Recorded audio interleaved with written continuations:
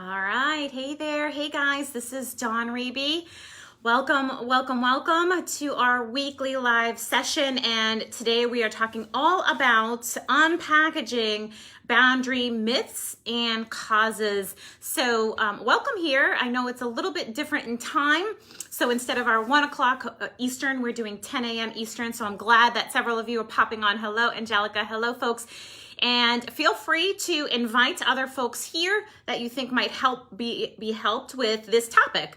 This whole month, we're talking about boundaries, right? We're talking about creating healthy boundaries in our work lives, in our personal lives, that really create less stress, that really create better systems for us, that create more happiness, less overwhelm, less overwork, right? And so this is all about looking at the causes, right? So this is week 2 of our 4-week series on boundaries. Hello. Hey, Steve. Hey, guys. Thanks for popping on here. Thanks for being live. I know it's a different time. And the reason why it's a different time is because we have the Analyst Mastermind today happening at 2 p.m. Eastern. We have the Analyst Mastermind happening at 2 p.m. Eastern, which is typically the time that we do these live. So the Analyst Mastermind is all about productivity. It's a shortened, sweetened version of what we do here and what we have planned here in July for our group, which is the extended version. So you'll get the workbook today. You'll get all the stuff today. Make sure you register for the Analyst Mastermind. That is free for all analysts. It's funded through NHTSA and supported by iAnalysts. So that's why we have that time shift today.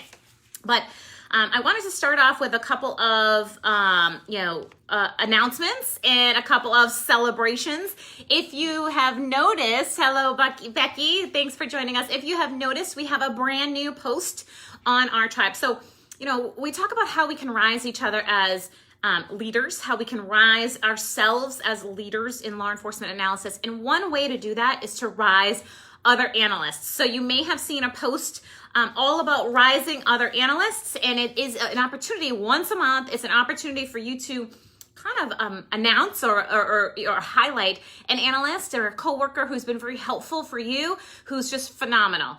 Every month, at the end of every month, I'm going to pick a name and I'm going to send that analyst a goodie, to really just celebrate that analyst. Hey, Michelle, how are you?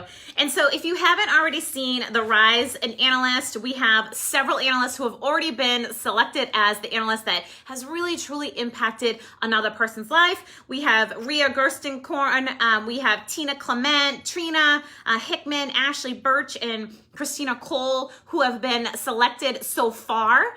And they're selected by you. They're selected by you, not by me. So they are analysts that have really impacted you, that you are just finding the Rise an Analyst post. And you can put in as many analysts as you want who have been truly instrumental in your growth. Go ahead and add them in there. If you're a manager and you want to highlight some of your team members, this is a great opportunity to do that as well. And at the end of the month, I'll select one of those special people. I'll have my little 9-year-old do that. So it's completely random. So we'll select one and we'll send them a nice goodie package. So if you haven't already, select someone, because this is all about leadership. And how do we become CEOs of crime analysis? How do we become CEOs of our lives? We identify the positive, right? So we seek out what's good. So it's kind of that red car approach, right? Like when you buy the red car, you start to see all the red cars. Well, when you rise another analyst, you start to see the good in all of the other analysts. So take advantage of this opportunity to select an analyst. If they're not part of this page, invite them to be here. Okay? So we can celebrate them. So look for that Rise an Analyst page. Post rather, and go ahead and all month long continue to put them in there, and then at the end of the month I'll select it out, and that'll be a ton of fun. So for those of you who are popping on right now, the reason why we're shifting, and today we're at 10 a.m. Eastern versus 2 p.m. Eastern, is because we have our Analyst Mastermind, which is the productivity workshop. It's free. It's through NHTSA. So if you haven't already registered, it's not too late. We have a couple hundred analysts registered already. It's 100% free. It's 1 hour long. You get a workbook. It's the consolidated version of productivity. So that will be a lot of help, really eliminating the stuff that doesn't matter, doing a productivity audit, seeing what's important to you, and helping to set priorities. So we walk you through a whole process and you get a workbook on how to do that. So join us today at 2 p.m. for that. There's posts about the registration link all over the page. So just, you can search, Analyst Mastermind or Mastermind, and you'll see that piece there.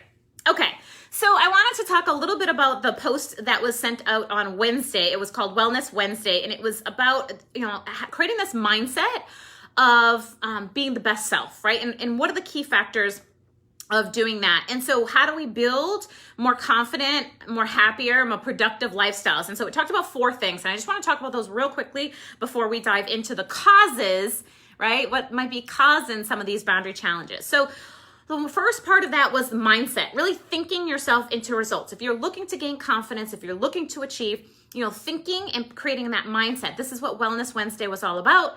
Thinking yourself into those results. It starts here, right? It starts in your mind.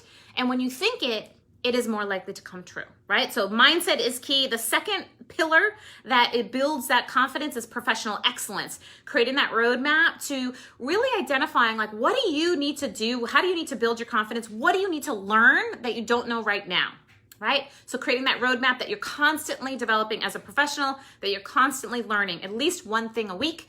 I recommend all analysts take at least 1 hour on Fridays, if that day works for you, and learn something new.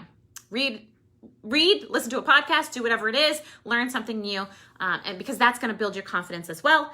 The other part of that Wellness Wednesday was personal leadership. What fills your cup? Making that part of your priority, right? What fills your cup? Doing and being involved in activities just like this session every week, being involved in activities that continuously rise you. You know that when you walk away, you feel inspired, you feel like you want to do something, being regularly involved in those kind of things, right? So making leadership of self as a priority. And then the last component of Wellness Wednesday was habits.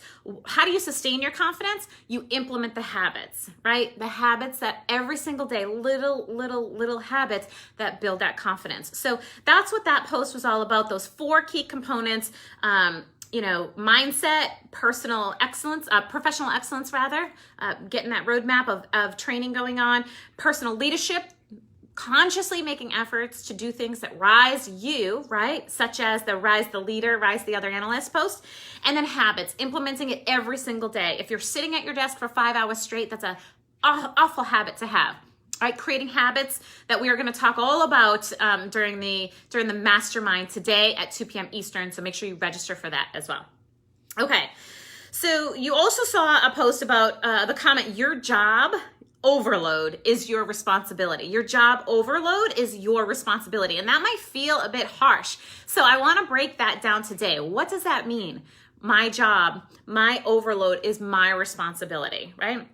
And so I'm going to ask you, what's your repeating reality, right? What's your repeating reality? Are you constantly giving of yourself, right? Are you constantly bringing the donuts into work? Are you constantly saying, yes, I'll do this? Are you constantly doing those things with some level of like, hey, I'll be valued if I do this, or I'll be appreciated, and then you're not, and then you get frustrated inside, right? Are you the overcompensator? Are you the person who's over delivering on a regular basis?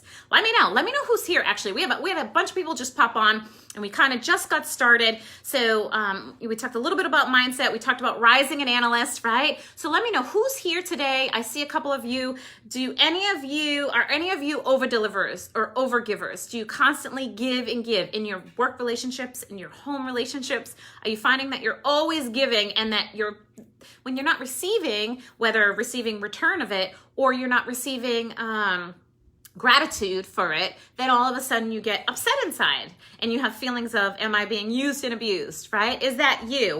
What's your reality that's repeating itself? So today we're going to break down causes of us not being able to create those boundaries. It's important to understand why you're not creating the boundaries you want to create, right? Why those boundaries aren't being implemented. It's very important to really look at that root cause of it, because if you don't, then the cycle repeats. Are you finding that you are, finding jobs where the boss is always like the bully, right? Or where the coworkers are always using you, right? Are you finding yourself in these repeat cycles over and over again, that you are the over deliverer, you are the person that's always showing up extra early, extra late, and then you're upset when, folks aren't providing that gratitude to you, right? When you're just like, but I'm trying, right? Is that you? Is that you? So let me know in the comments here, who's here. I see a bunch of you popping on here. Let me know. I think there might be a delay because I'm not seeing any of your comments. So let me know. I think I see Tanisha. Welcome, Steve, Michelle, Angelica. Let me know if you are here. Say good morning, hello. This is a different time, and so it can feel a little weird, right? To be here so early in the morning. So let me know you're here, and then I'm not talking to myself. Okay. So, what factors in your own upbringing, are contributing to your story, right? Ria's here. Awesome. Great. Yes, you've definitely been guilty of that. Good morning, Isaac. Nice to see you. Wonderful. Glad you folks are joining here today. Okay. So what factors in your own upbringing contribute to how you feel? So I was listening to all these TED Talks on, why we need to learn these boundaries. What are the root causes of them? Hello, Sharon. Glad that you are here as well.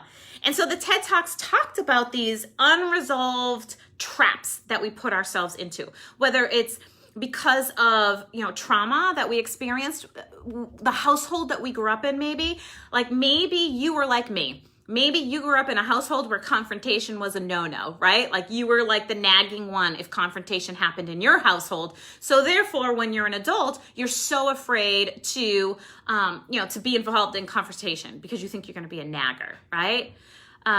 So Sharon says, nothing was ever good enough growing up. Yes, exactly. That's what I'm talking about. What are these things that are inside of us? Who said that message to you? Who said that nothing's ever good enough? Like, was it your mom or your dad? Was it your sister? So for me, I'm a twin sister, right? I have a twin sister. I'm the other side of that twin. And I was always the responsible one. That was my identity, right? So I had to get straight A's. I had to overwork.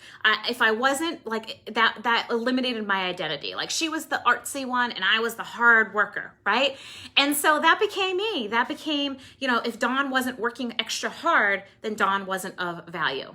Right? So is that you? Hard work pays off. Yes. Always do your best. Ria, that was you, right? So Sharon, nothing was ever good enough for you growing up, right? Like folks were ever always saying to you, like, it's not good enough. It's not good enough. So you were always needing to do more. So what core things was that teaching you? It was teaching you that you're never, ever going to be enough. So you may as well just work your butt off, right? And somehow prove your value through work.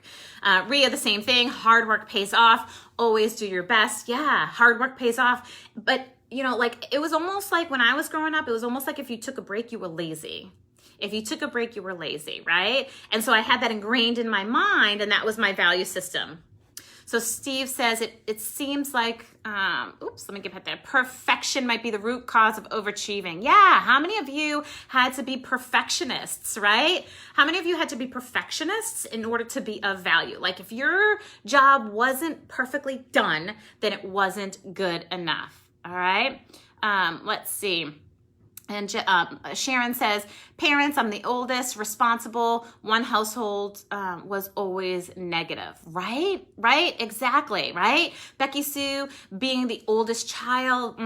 So you had to be the responsible one. Like it was ingrained in you, right? Angelica says, always being the responsible one. Yeah, Angelica, you're a lot like me. I was always, so we had imagine, two twins, right? So we had the responsible one and the one that was able to make a bunch of mistakes, right? And I felt like, I remember, getting, like a bad grade I was straight A's. And I remember, good morning, Elise. Yes. I remember in the fifth grade, getting my first D on a paper. And I could vision this yellow piece of paper, because back then that's what we wrote on in our little private schools, on these yellow pieces of paper. And it was like Mother's Day, Father's Day, Columbus Day, and all of the D's I put a lowercase instead of a capital, right? And so she crossed them all out and I got my very first D, right? It devastated me. It broke reality for me. I was the smart one. I was the good one. How could I possibly get a D? This eliminated my personality. I was like, in terms of what I knew myself to be, right? In my family, they were like, oh, Dawn, I thought you were the smart one. There was this, and I was worse to myself. Like the message was worse to myself, right? You're not smart anymore, Dawn. You failed at this, and how could you, right? All these things that I was feeling inside as a result of how I was labeled, right? So it sounds like a couple of you have felt the same way, right? So do you have unresolved crap from your childhood, right? Or trauma, right? Or past relationships that continue to cycle their way through, right? Did you have a dad that was always like the man of the house, and so you've found yourself finding employment with a very heavy, like looking for that? You find yourself in a situation where you always have a boss who's like suppressing you, right? Maybe similar to what your dad or your mom might have done to you, right? Or do you find like, that you have that fear of confrontation because when you had any confrontation in your family, it was not like, no, what mom says goes, what dad says goes, right? Is that any of you? And so really thinking about what are these core reasons why we don't cross boundaries, or create boundaries, right? We don't want to seem like, at least, what about you? Angelica, what about you? Becky, what about you? What happened when you were the oldest child? What did you have to be? What was the message that you were sending to yourself over and over again, or that other people were sending to you at that time that you just brought into adulthood? Good morning, Erica. Good morning. So we are diving into the root causes of why we create or don't create the boundaries that we should, the healthy boundaries that we should, because we might feel like we're a nag, because we might, be secretly replacing bosses and coworkers with family members, right? So, like being involved in these relationships at work that really aren't work relationships, right? So we have these pasts that are recycling themselves in these relationships, okay? Yes, root causes, Erica, root causes, exactly. So, when we think about, why do we over deliver, right? That you had to be counted on. Yes, Becky. Okay, I'm going to share a fun story with you guys that just kind of came to my head. So I don't know if most of you know this, but I was a teen mom. I was 3 days before I turned 19, I had my daughter, Ciara. Right? So I was a college kid, a couple days. And if any of this is helpful for you, if you think it would serve some other analysts, go ahead and share. Invite other analysts to join in either the Tribe of Excellence or this video itself, right? So I was a single mom, and I was the single, meaning like the father was out of the picture, because that's what happens when you're a single mom at 19 sometimes, 18 sometimes, right? And so I was always the one who had to be responsible. I never even had a drink, right? I was so green, it wasn't even funny, right? And so here I was, this young single mom, and all I needed to do, I wanted to prove myself that I was of value, that I would still be a worker. Now, I'm from this community in Lawrence, Massachusetts, which is a very a low income community. And, and so I was considered, what they would say is you're just a welfare mom. That's all you're ever going to be, is a welfare mom, and that really hurt me, because I didn't want to be that. I didn't want to be this welfare mom, this stereotypical person, but I was 18 years old and I needed some help, right? And so I got in line and I used my little WIC cards and I did all that stuff, right? And I felt like dirt doing it. And I'm like, I'm going to be something different. I'm going to be, something more, because that was ingrained in me that I was the good one. I was the responsible one. And so, I worked and got grad degree and all kinds of fun stuff, but I never really enjoyed along the way. I never really celebrated along the way. I got my bachelor's and master's degree in 4.5 years, right? Most of my friends didn't even get their bachelor's in 4.5 years, but I got my bachelor's and master's in 4.5 years because I went to school all summer long. I took 7 courses a semester. I worked full time. I was just completely overworking myself, because in my mind, if I didn't do that, then I was always going to be that welfare mom, right? And in my mind, that was a negative thing, instead of thinking about it differently. So I lived in this scarcity mindset as I grew out of that stage. So as I became a young adult, I was still a single mom for a long time. So I literally scraped at everything. I worked full-time at a police department. I worked part-time at an office. I worked part-time as a waitress, all at once. And anything that anyone ever threw my way, I was like, yes, because I had this scarcity mindset, right? There's not enough.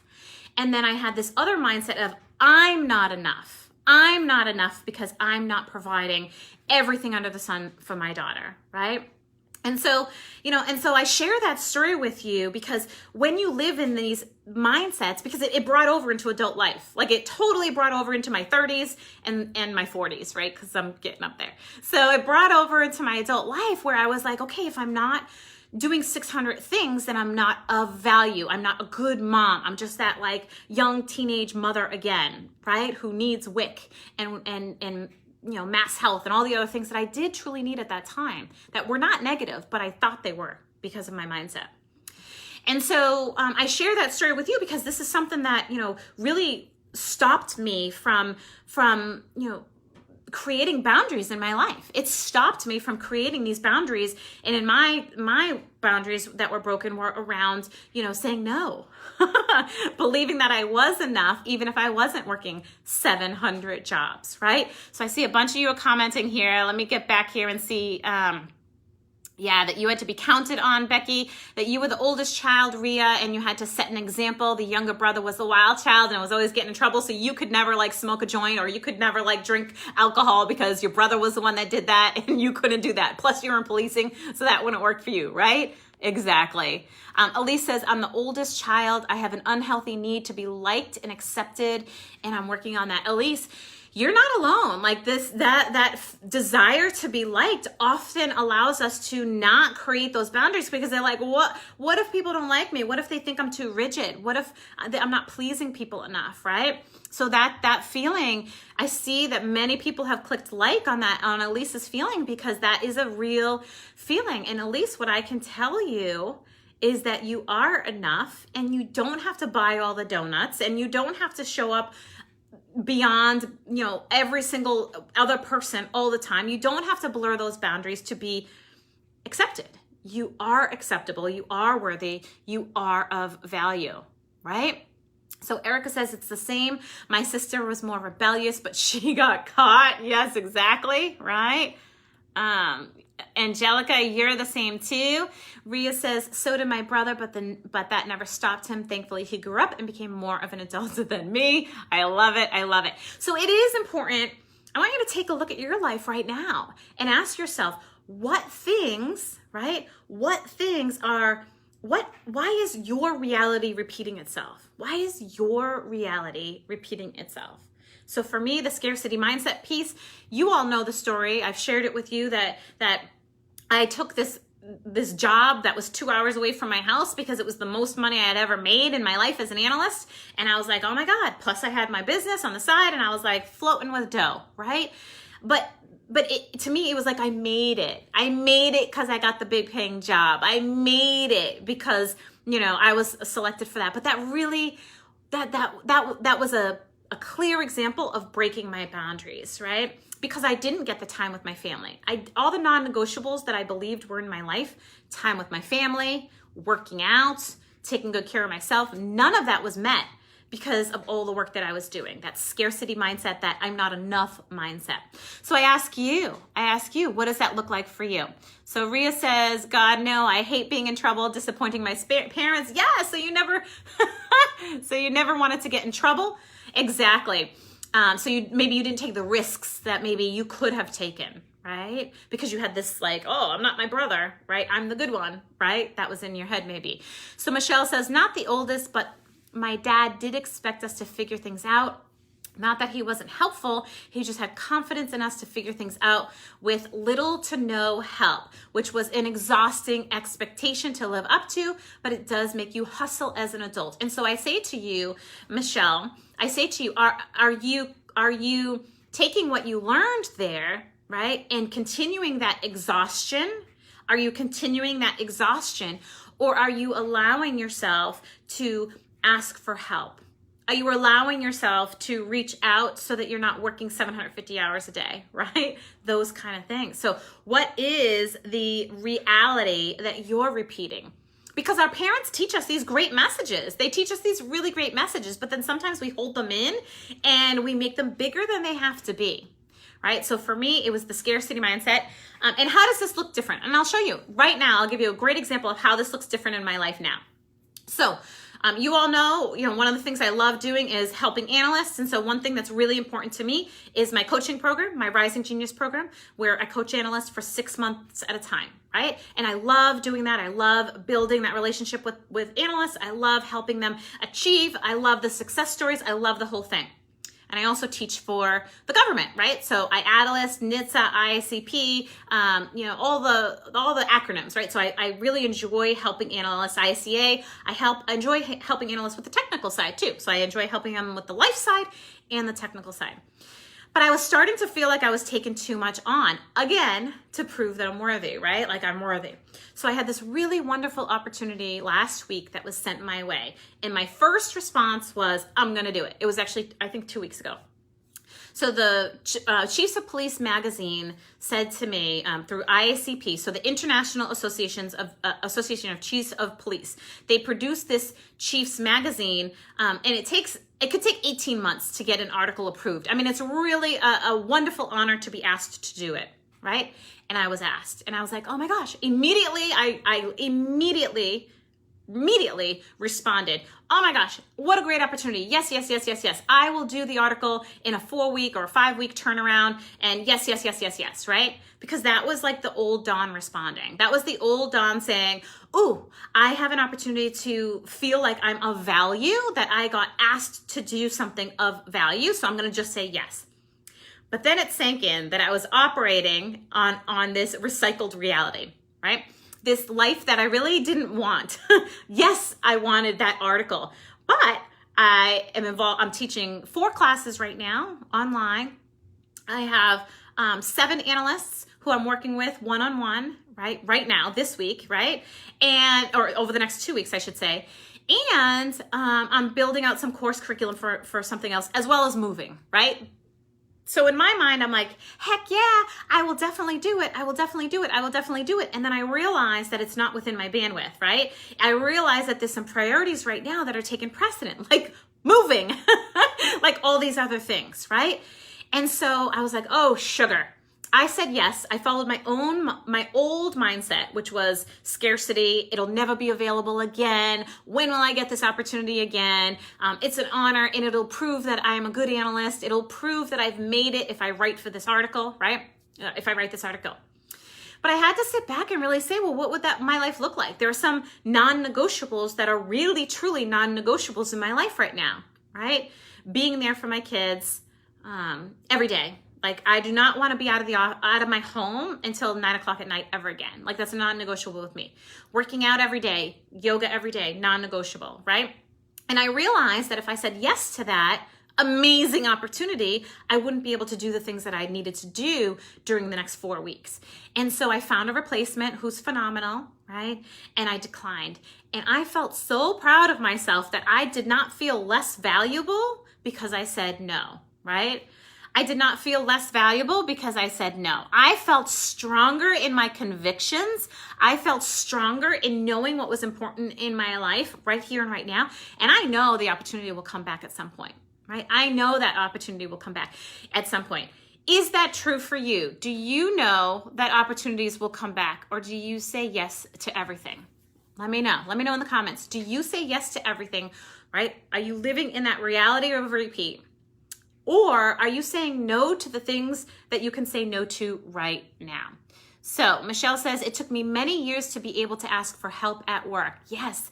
And when I moved into this position, there were very few people to go to help, but Analysts, you and this group, yes, have been so helpful. I'm so glad this group has been helpful for you, Michelle. It's been great being able to help a group reach out to when help is needed. Yes. And we are here. Right? These are important topics that never get touched upon, right? Important things, balance, saying no, even if you want to say yes to some degree, right? Based on maybe what that repeat cycle is bringing to you in that moment. And now, Michelle, you know where you sit. You know you have a spot to go to. You know that you have people who are here. Yeah, absolutely. Michelle also says, but something I have to stay on top of is finding and keeping the pause at work. Yep. And then keeping the pause basically between work. Let's see. and home, because it's so easy to fall into the hustle, hustle, hustle mindset and never get caught up. Yes, exactly, Michelle, right? So we're used to the hustle, we go to the hustle, and there are seasons for hustle. I mean, when all the riots were going on in your communities over the last couple weeks, maybe there's a need for hustle right there. But if that hustle becomes long-term, that's called burnout, right? That's called eventual burnout. So Michelle, I'm so glad that you see that value there. I'm so glad, we have a saying here, find the pause, right? Find the pause. That's really indicative of leadership of self, right? Really indicative of leadership of self. So Becky Sue says, I need to work on this. It's not always an honor to be asked. Yeah, right. So for you, it might not be an honor to be asked, but why do you say yes? Why do you say yes? What is it that you're afraid of? What inside fear is it? We cannot create healthy boundaries unless we understand why we're not creating them in the first place. Is it the message that you received when you were a kid over and over again that you're not great, you're not of value unless you're perfect? Is it that message, right, that you've somehow held on to, even if the message was not intended for you that way, but you received it that way? Is that the message? Is it the message that if I don't give everything, if I don't buy, coffee once a month or donuts, if I'm not always the one organizing everybody, right? Then, what is the message that you are holding on to that you recognize now that we're having these discussions, that you recognize now that you can let go of? So getting back to your job overload is your responsibility, right? And so if you're sitting here blaming your boss, if you're sitting here blaming a lazy coworker, right, that all may be true, but until you take the look inside, until you say, well, what patterns am I repeating, right? What things am I doing in my life? Until you do that, you will not change, right? And so that must happen. So Ria says, it depends on the opportunity. If I know it will be good for me, I tend to say yes, even if I stretch myself too thin. So there are seasons where that's okay, right? There are seasons where we say yes to things that, are a great opportunity. But if you're always doing that, Ria, if you're always doing that piece of it, right? You're always saying yes, and then you're like, is this really a good opportunity? Or am I just saying yes because I feel like I need to, right? That's the difference. That's that real difference. So what is your story, right? What are the things that you can do to improve your self-care right now? What are the things that you can do to create clarity? Because if you don't understand that inside piece, if you don't understand what motivates you, what stories are you telling yourself that you can alter, right? If you don't start there, then you're just going to be pointing fingers at everyone else. You're going to be saying, my boss is always pushing me around. My coworker, I always try to make relationships with my coworkers, but they never want to create relationships with me. Like, is that you? You're like, and then you get frustrated. You get mad inside. You're like, why is this not working? It's the same in relationships, right? Are you always essentially dating the same guy or the same girl, right? Like, if you don't recognize why you're doing what you're doing, you're going to continue to repeat that cycle. So what's your why right now? What are the things that you are doing? One of the things that I really focus on is that scarcity mindset. I get real afraid when I don't have a certain amount of money in my bank account, right?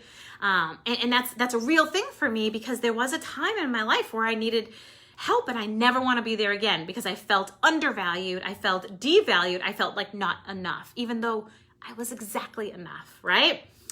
And then, do we take too many things on because this is what we want to say to ourselves over and over again? So I want the action step you can take right now. Your action step right now is take out a piece of paper.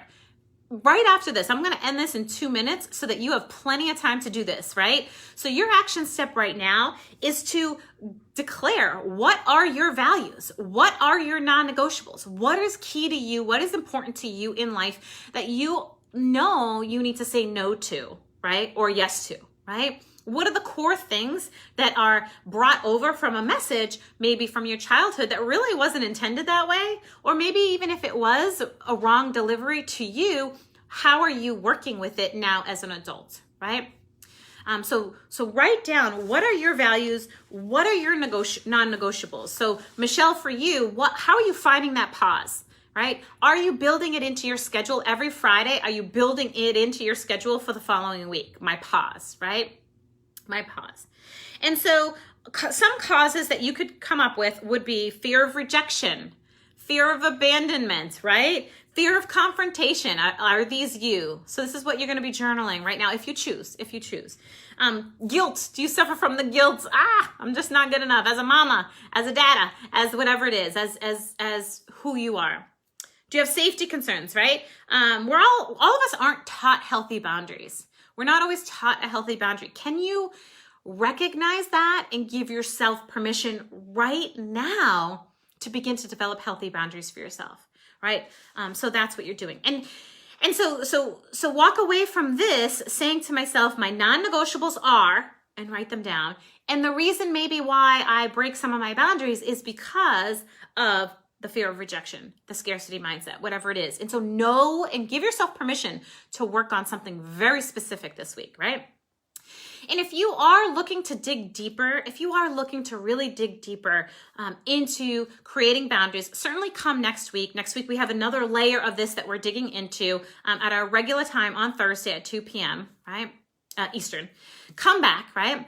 Another action step that you could take if you're really looking to dig into this deeper and you want some guidance and accountability along the way, check out the Rising Genius program, right? Well, I work with analysts. We work together one-on-one for 6 months to really unpackage and uncover these things that are blocking you from moving forward in your career and in your personal life.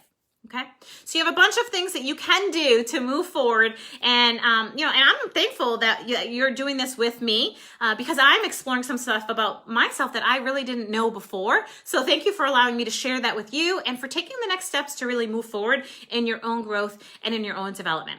And remember, select a rise, go to the post that says Rise in Analysts. We're selecting one analyst that's going to rise, that we're going to give a lovely little gift package to. You can nominate the same person over and over again if you want, or multiple people.